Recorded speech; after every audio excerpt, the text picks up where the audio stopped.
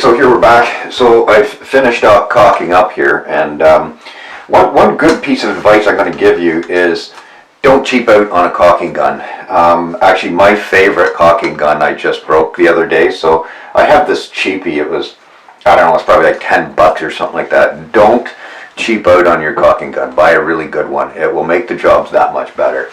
So anyways, so I've got it all caulked now, and at the end, once you've caulked it and you've smoothed it out, if you're not really good at it, if you haven't done it before, it's probably a good idea to buy a tool to do it. You can buy a caulking tool.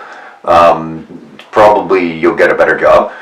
If not, once you've got the hang of it, or you can't find one of them, and the hardware store doesn't sell it, once you've kind of smoothed it out a bit, a good idea is take your finger and dip it in a little bit of water, just a little bit, or a wet cloth or something like that, and then take your finger and smooth it out even more.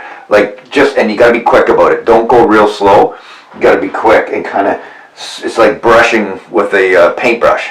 So you want a nice long strokes, because the more you kind of dab it, the worse it will look, because the caulking actually sticks to your finger as it dries, as the water dries off your finger. So you want a little bit wet and nice and long strokes. So anyways, we're all done. So if you have any questions or comments, comment in the section below there, and let me know what the worst caulking job you've ever seen. I've seen caulking jobs where it looks like guys had actually used a shovel to put it on. So anyways, there's your tip for the day. Thanks a lot for dropping by, and come and check out some of the other home maintenance tips and so forth.